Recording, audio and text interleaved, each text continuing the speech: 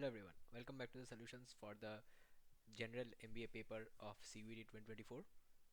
We were solving the questions from the English section. Now मैंने आपको काफ़ी सारे examples already provide कर दिए हैं लास्ट few वीडियोस में, तो बाकी सारे questions आप खुद ट्राई कीजिएगा. कोई असुविधा हो तो ज़रूर हमको लिखिएगा.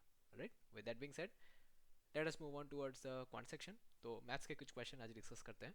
पहला क्वेश्चन यहाँ पे दिया हुआ है, X Y and Z are partners in a business. तो जैसे ही आपको पार्टनर्स इन अ बिजनेस वाला टर्म मिल जाता है, you know that this is going to be a sum on partnerships. Right, partnerships का सम वैसे तो रेशियोज के ग्रेटर अथॉरिटी के अंदर आता है. मतलब रेशियो, प्रोपोर्शन, एलिगेशन, ये सारे ही वही रेशियो के अंडर ही आता है. मेन चीज़ रेशियो ही है इसमें, बट अलग अलग चैप्टर्स में पढ़ाया जाता है बिकॉज इसमें टेक्निक्स अलग होते हैं. बट फंडामेंटली ये रेशियो के ही प्रॉब्लम्स हैं. ठीक है, तो चलिए let's see how we can solve this. The shares of investment in the business are in the proportion of 1 is to 3, 1 is to 4 and 1 is to 15. अच्छा, इनको ये दिया हुआ है right, 1 is to 3 is to 1 is to 4 is to 1 is to 5. तो इसको directly हम लोग पहले तो इसको इंटीजर कर सकते हैं, बट इंटीजर ना करके let's keep it in fractions. Last में इंटीजर करेंगे, ठीक है, तो हो सकता है कैलकुलेशन आसान हो जाए. सो इनको अगर फ्रैक्शंस में करें तो इनका कॉमन डिनोमिनेटर क्या होने वाला है? ये तो को प्राइम नंबर है 3 4 5, तो ये प्रोडक्ट हो जाएगा राइट. 3 into 4 12 into 5 60. तो 60 का प्रोडक्ट हुआ तो this will be approximately equal to, ये तो 20/60 हो जाएगा. And then we will have, let's see, 20/60 और 15, right. 15/60, let me write this better. 20/60 is to 15/60 is to 5 12/60, right. Okay, so ये हो गया.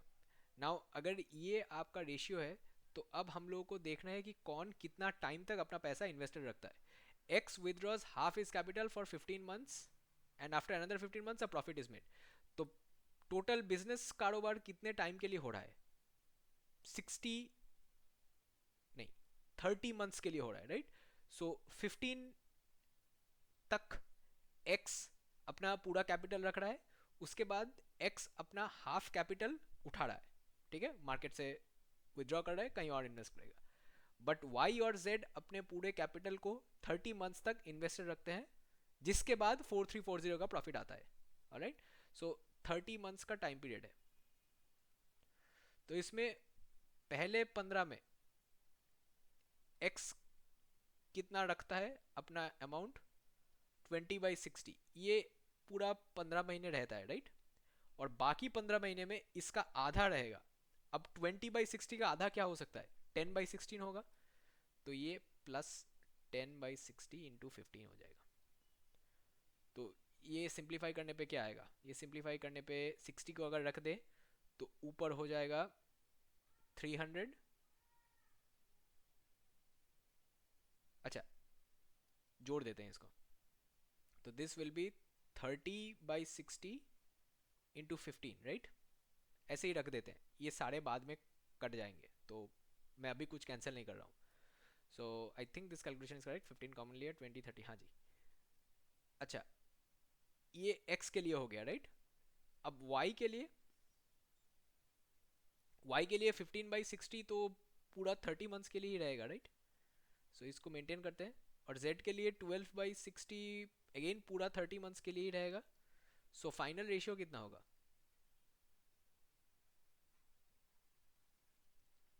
मतलब जो 4340 को डिवाइड करने के लिए रेशियो यूज होगा वो होगा x के लिए 30/60 into 15 is to 15/60 into 30 is to 12/60 into 30. अब सब कुछ कट जाएगा यहाँ पे. ये 30 कॉमन है हर जगह, ये 60 कॉमन है हर जगह, और ये 15 15 12. सो विच इज़ बेसिकली 3 से कटेंगे तो 5:4, राइट. तो यहाँ पे टोटल कितना बनेगा? यहाँ पे टोटल बनेगा 14, राइट.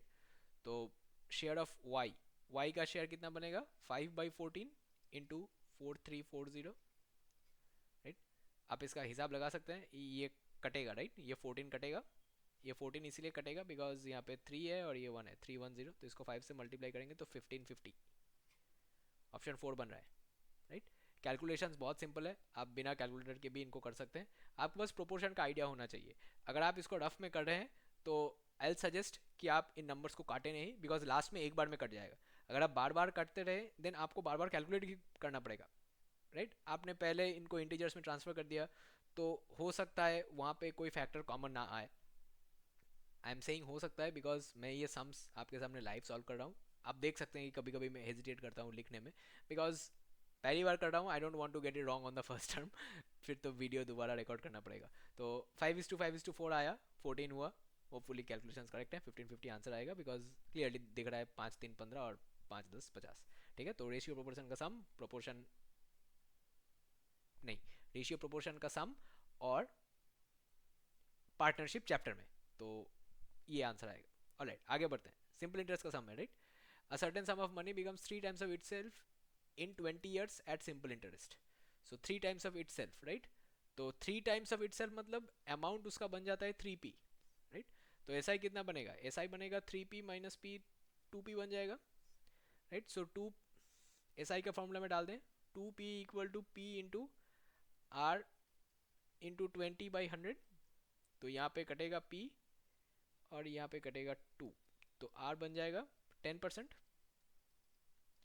राइट? ये पता चल गया तो आंसर दिक्कत नहीं होगा।